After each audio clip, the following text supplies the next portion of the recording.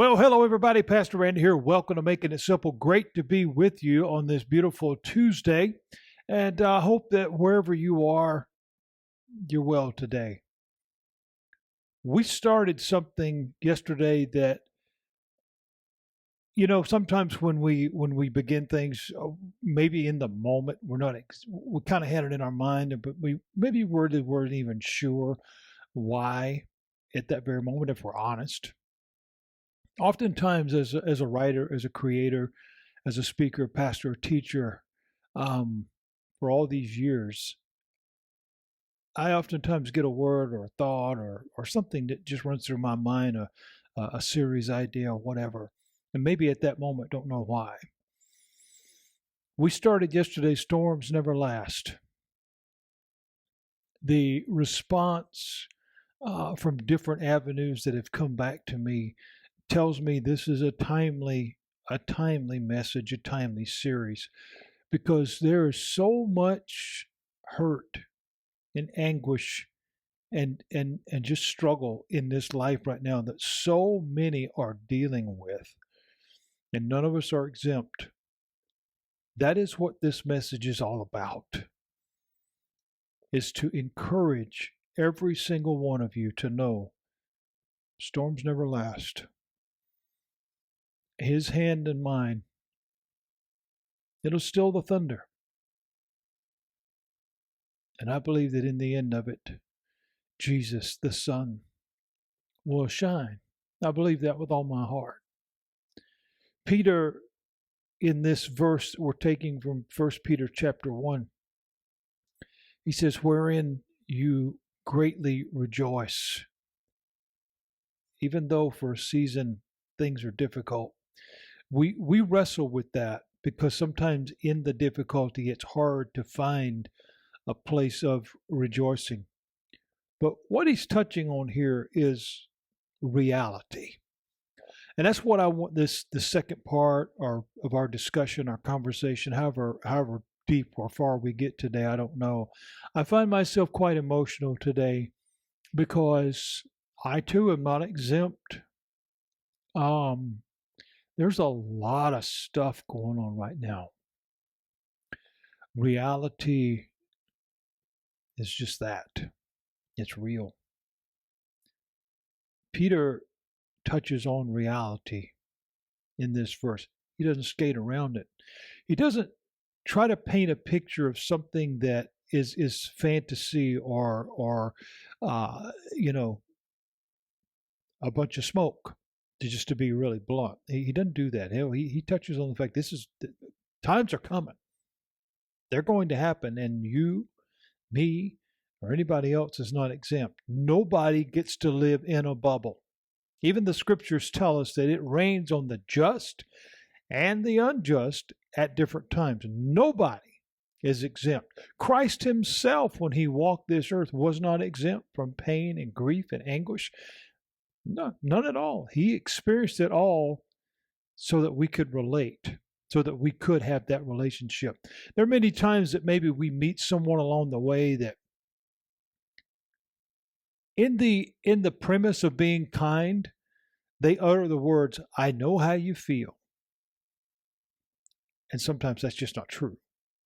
We know that they meant well. Oftentimes at the passing of a loved one or a dear friend or something, someone may even utter that. I know how you feel. Actually, they don't. Unless they've truly walked down that road, they don't know. They don't know exactly the emotions or the burden or whatever that you're carrying. They mean well.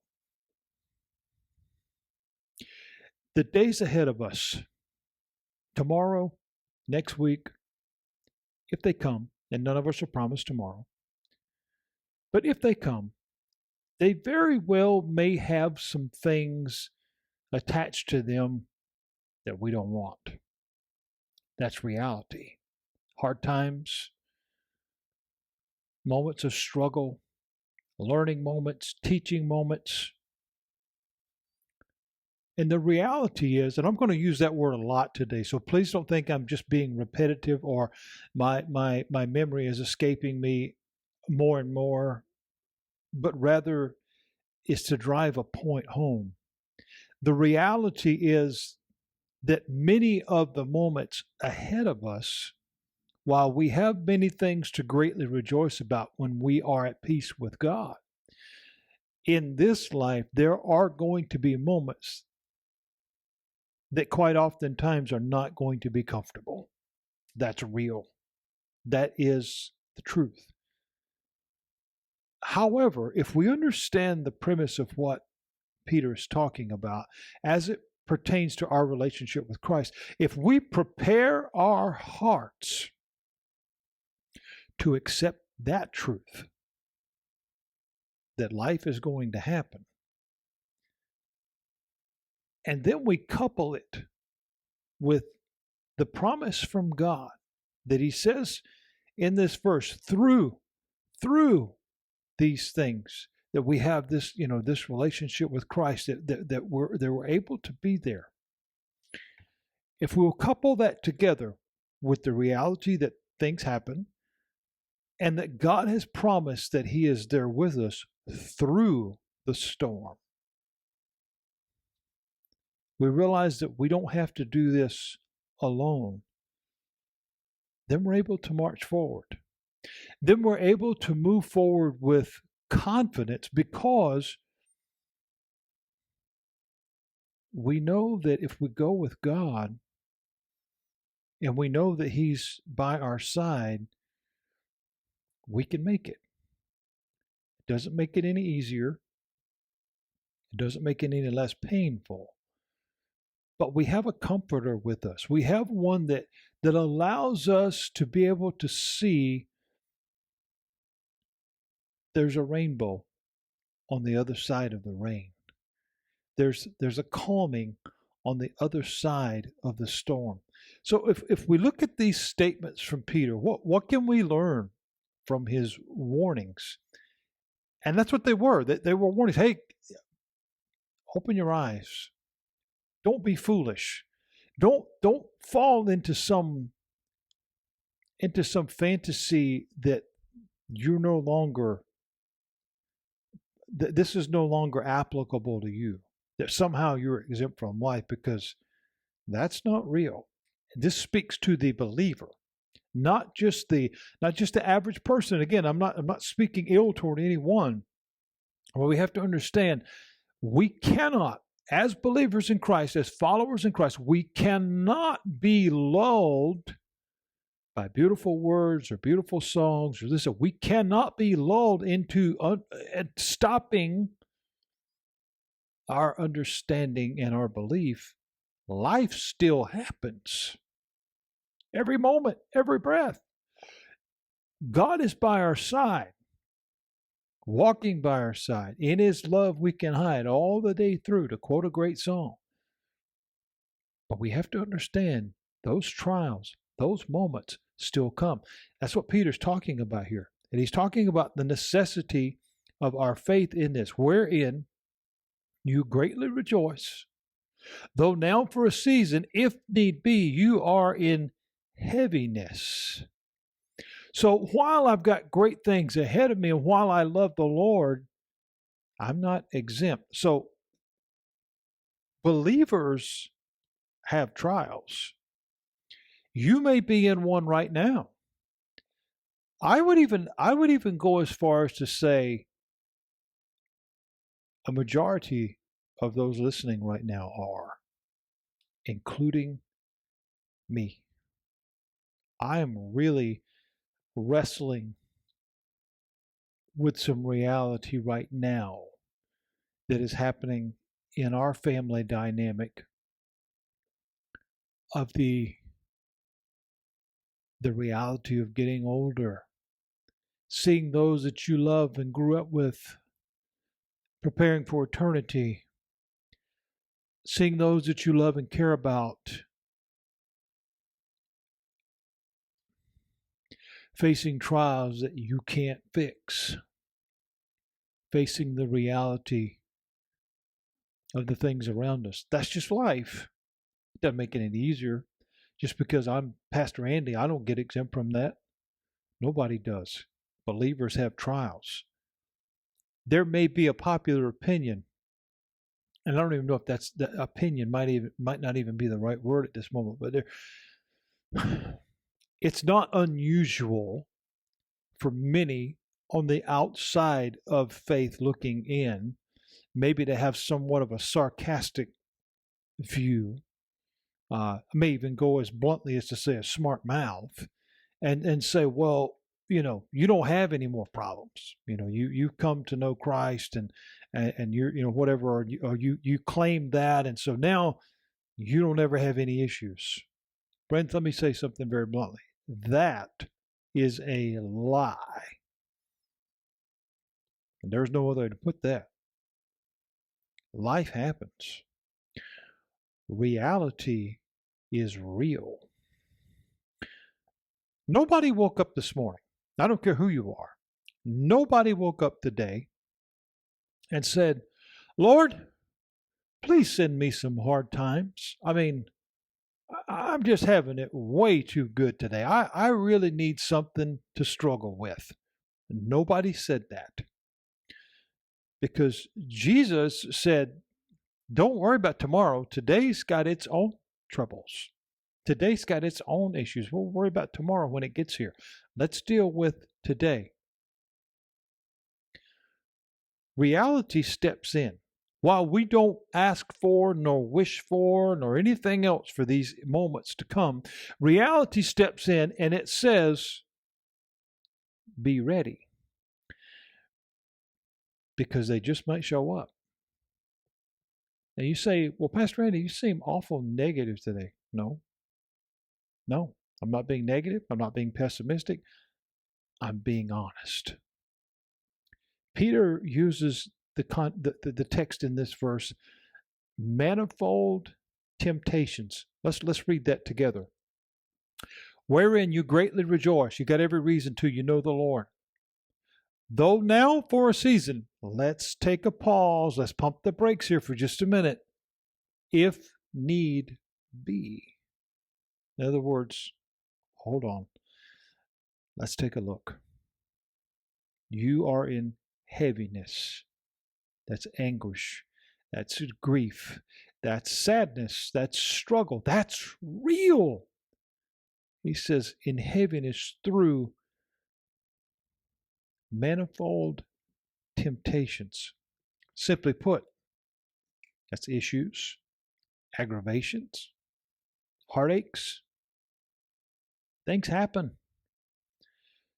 Peter says here, don't be alarmed. You're not being picked on. You're not an exception to the rule. None of us are exempt. This is what we have to understand as believers, friends. The enemy hates you. Why? Because through the Word of God, through the relationship that we have from Christ, we've been set free. In other words, we're no longer bound by the detriment that the hindrance that sin and the ungodly things that come into our life, we're no longer bound by that anymore. We're no longer bound by untruth anymore. We've been set free if we have truly and fully accepted Christ. That's just reality. The enemy hates that because he doesn't want you free. He wants you pinned down. He wants you oppressed, depressed, and every other kind of pressed. He does not want you to be free, because when we're free in our spirit, when we're free in knowing that while difficulties come, I don't have to do it alone, and God will see me through. He doesn't want us to have that. He wants us under the bed and hiding. He wants us in the closet with the light turned off and the blanket over our head saying, I can't do this. He wants us to be scared to death. He doesn't want us to prosper. He doesn't want us to do well. He certainly does not want us to be effectual and letting other people know they can have this same freedom too when they come to Christ. That is why the teachings of Christ as he walked this earth were hated by the leadership of that time, because they too liked being in charge. They liked having rule and reign over people's lives. That's still a problem today in our world right now with leadership. They've become drunk on power, and they need more of it to satisfy that lust, if you will. That's a lesson for a different day. The enemy, when we come to know the Lord, when we say yes to Jesus, when we accept the invitation He's given us, it's not about us inviting Him in. That's already been done. He's already invited us. Will we accept His invitation? When the enemy sees that, when we say, yes, Lord, I want what you've got. I need to be set free. I can't do this alone anymore. I want what you offered me. The enemy steps up his game. Why? Because he doesn't want us to believe that that's real. He doesn't want us to believe that we can find that peace, that hope, that truth. He doesn't want that. And so he begins to whisper lies. He begins to try to create stress and confusion. See, because all the chaos in this world is not of God, because God is not the author of confusion. The author of confusion is the enemy itself, because confusion is what? A distraction. If I'm distracted by all the naysayers and the this and the that and all that, I'm not looking for relief because I'm overwhelmed by all the bad. See, he likes to create that stuff in our life. He wants us to feel like, well, the storm is here and it's over. There's no chance. He wants us to give up. He doesn't want us to see that there's something better on the other side of that. See, he wants to create this confusion and this chaos. He wants to say, oh, you thought it was over, didn't you? You didn't think there was going to be anything now that you come to know Jesus. You didn't think it would be anything now but just 8-lane, super highway, smooth, with no potholes, free as a breeze, always at ease. Everything is great. But I'm here. I'm here to throw all that out. I'm here to make you doubt everything. I'm here to make you lose your faith. I'm here to make you question everything. I'm here to make you quit. You see, friends, Jesus made something very clear, and this is probably where we'll end today. As we look at storms, they're real. The enemy, he wants to see that as the end. He wants us to see that as hopeless. He wants us to see that as, that's it. It didn't work out. This is what Jesus says. Faith and fear are total opposites. That is why our faith over fear is so important. That is why our relationship with Christ is so important, that we know that at the end of the storm is a golden sky. Oh my goodness. Jesus says in John 16:33, in this world, this life, on this side of glory, on this earth, on this plane, this journey that we all have, whether it's 5 years or 105 years, he says, in this world, you shall. We don't use that word a lot in our common Western conversation, but I like that word. Because the word shall, while it can be certainly equated and even translated to will, we use that all the time. But shall just gives you that punch. It gives you that affirmity. It gives you that 4 exclamation points. You shall have tribulation. Again, not a word we use all the time. But what does that mean? It's a guarantee. Troubles are coming. Heartaches are coming. Life happens. Reality is real. That's where the enemy wants us to stop. That's where he wants to put up the gigantic red octangular looking gimmick that says stop on it. And you see nothing beyond that but like a brick wall where there's no way forward. in that same verse of John 16 and 33, though, we can't leave off.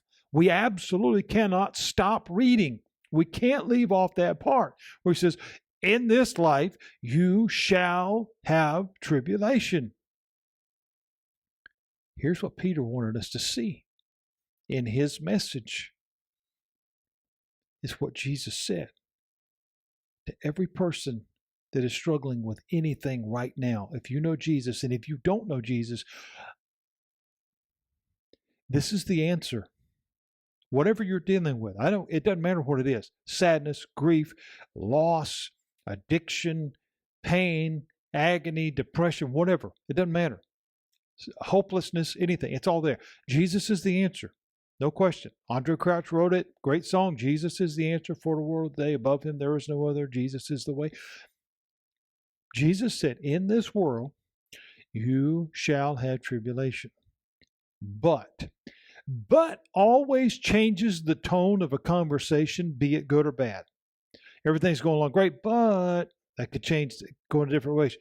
Or we start off on the kind of a negative. In this world, it's going to be some difficulties. But let me share something with you.